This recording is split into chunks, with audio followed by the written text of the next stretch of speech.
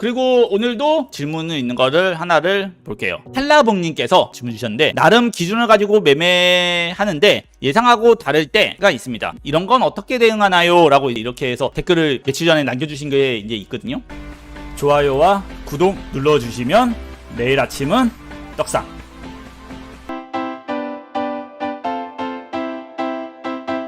아무리 우리가 분석을 해도 이런 기준을 가지고 분석을 한다고 해도 있잖아요. 반대로 흘러가거나 틀릴 때가 있어요. 예를 들어서 이번에 저의 이제 매매에서도 비슷한 거죠. 1시간 차트로 봤을 때 이렇게 볼린저 밴드가 이렇게 쪼여지고 있었어요. 그런데 상승을 했어요. 돌파잖아요. 상승 돌파란 말이에요. 그렇죠? 돌파가 매매가 된 거죠. 보통 이제 예상을 하는 거죠. 수렴적인 관점에서 돌파가 나왔으면 상승으로 가야지. 이게 기본적인 겁니다. 아주 우리가 기본적인 거는, 만약에 우리가 돌파를 해야 될 시점에서 돌파가 나오면 그걸 이어가야 돼요. 후속 매수세라 그래요. 돌파가 된 시점에서 돌파 매수를 기다렸다가 매수하는 사람들이 들어와야 돼요. 그건 이제 후속 매수세라 그러는데, 그래서 상승이 나오면 어느 정도에서 기준을 가지고 난 돌파가 되면 매수를 해야지 하면 대부분 매수를 하는 게 맞아요. 근데 예상하고 바르게 돌파를 했지만 바로 이렇게 빠지는 경우가 나오잖아요. 예상하고 바뀐 거죠. 이럴 때는 어떻게 대응하냐면 손바꿈이라고 하거든요. 굉장히 빠르게 손바꿈을 해야 돼요. 제가 저번 시간에도 그런 얘기를 했을 거예요. 이런 구간에서는 굉장히 짧게 손바꿈을 할 수 있어야 된다. 어떤 거? 돌파가 나올 것 같은데 실패하면 바로 숏, 하락이 나올 것 같은데 실패해서 바로 살려내면 롱, 이런 식으로 바로바로 손바꿈이 빠르게 이루어져야 되거든요. 내가 예상하는 거와 시장이 반대로 움직였을 때는 그쪽 방향으로 심하게 가는 거예요. 이게 실패한 시그널이라 그래요.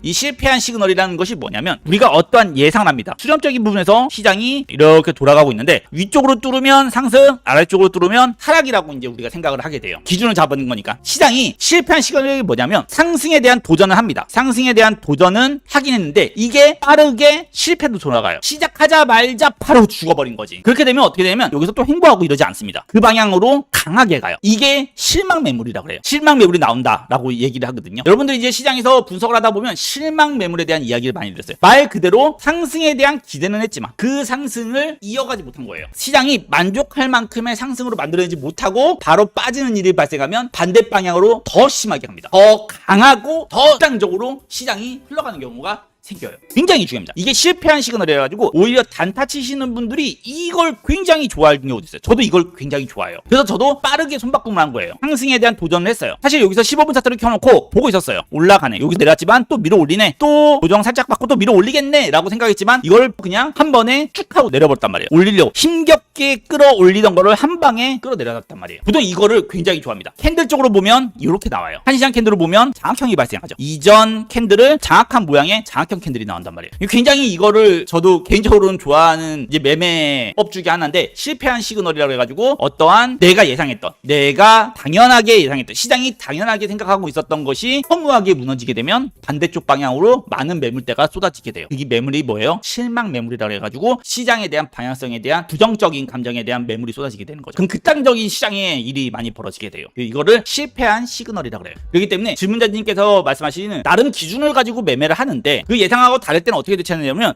각 거래소별 수수료 할인 링크는 방송 하단에 더보기와 댓글로 남겨두었으니 참고하시기 바랍니다.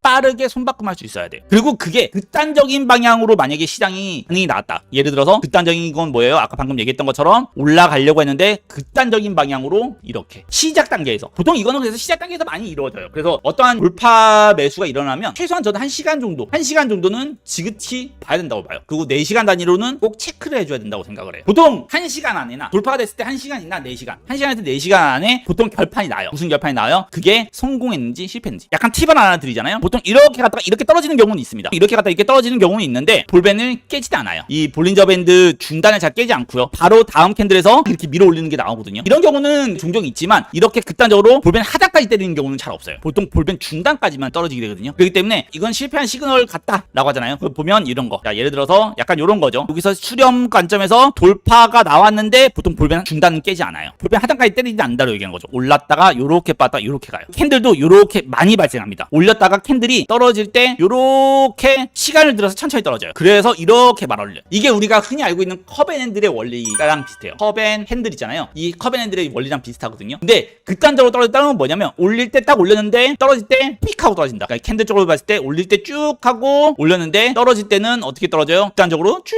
하고 빠지는 거예요. 올렸던 걸 그대로 다 빼는 거죠. 장악형이죠. 극단적인 현상을 말하는 거거든요. 근데 이런 현상이 발생한다 그러면 이거는 조금은 위험해요. 그래서 개인적으로는 내가 예상했던 거랑 반대로 흘러갔을 때는 실패한 시그널, 반대쪽 방향으로 더 극단적으로 흘러갈 수 있기 때문에 이때는 미련 버리고 빠르게 손절치고 세대 전환이 조금 필요해요.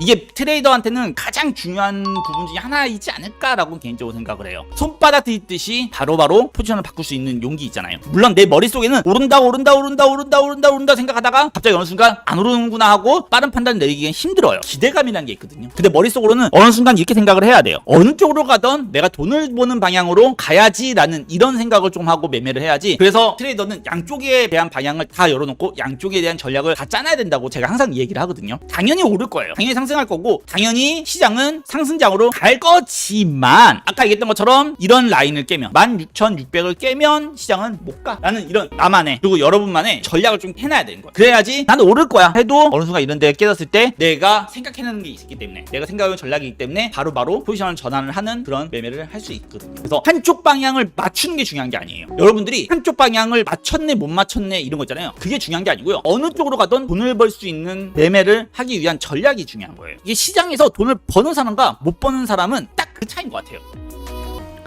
영상은 도움이 되셨나요? 멤버십 가입을 통해 보다 전문적인 영상과 혜택을 받아볼 수 있습니다. 멤버십 가입은 영상 우측 가입을 통해 확인할 수 있습니다. 구독과 좋아요를 눌러주신다면 내일 아침은 떡상